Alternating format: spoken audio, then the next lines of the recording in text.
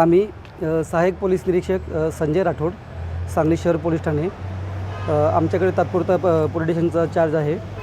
आज दिनांक 1/6/2026 रोजी सांगली ST महामंडळ डेपो येथील एक महिला कर्मचारी आणि त्यांचे नातेवाईक हे तक्रार देऊन आले की त्यांच्या कार्यालयामध्ये काम करणारा त्यांचे वरिष्ठ लिपिक विनायक कदम हे सदर महिलेला मागील वर्ष ते दीड वर्षापासून तिला कामाच्या ठिकाणी त्याला मानसिक त्रास देतात, त्याला अश्लील शेरेबाजी करतात आणि त्याच्याकडे मागणी करतात आणि लैंगिक गोष्टीबद्दल त्याला शेरेबाजी करतात।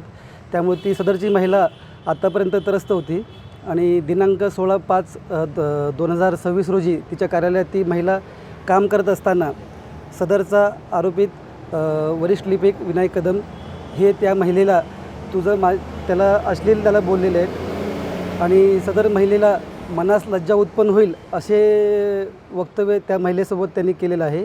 त्याच्यामुळे सदरच्या वक्तव्यामुळे सदरची महिला ही तणावामध्ये होती आणि त्याच्या घरच्यांनी त्याला विचारणा केली, तू तणावात का आहे? तर त्याच्या पतीस आणि इतर नातेवाईकास त्यांनी कार्यालयामध्ये घडलेला प्रकार आणि आतापर्यंत घडलेला प्रकार त्यांनी सांगितलं। त्यावरून रागाच्या भरात चिडून जाऊन त्यांचे सदर महिलेचे पती आणि इतर नातेवाईक हे ST महामंडळ डेपो सांगली डेपो या ठिकाणी सदर वरिष्ठ लिपिक यास जाब विचारला असता त्यांच्यात शाब्दिक गोष्टी होऊन सदर महिलेच्या नातेवाईकांनी त्या लिपिकास त्या महिलेला ह्या विनयभंगाचा त्रास दिल्यामुळे त्यांनी मारहाण केली आणि सदरच्या महिलेच्या तक्रारीवरून सांगली शहर पोलीस ठाणे येथे ST महामंडळ डेपोमधील वरिष्ठ लिपिक विनायक कदम यांच्याविरुद्ध विनयभंगाचा गुन्हा दाखल करण्यात आलेला आहे। तसेच सदर लिपिक विनायक कदम यांना मारहाण केल्याबाबत महिलेच्या नातेवाईकांच्या विरोधात देखील अदखलपात्र गुन्हा नोंद करण्यात आलेला आहे। सदर प्रकरणात तपास सुरू आहे। याबाबत माननीय वरिष्ठांना अवगत करण्यात आलेले आहे। महिलेच्या नातेवाईकांनी असे आरोप केलेले आहेत की विनायक कदम हे शारीरिक सुखाची मागणीसुद्धा त्यांच्याकडे वारंवार करत होते। यस, त्या संदर्भातच गुन्हा दाखल करण्यात आलेला आहे।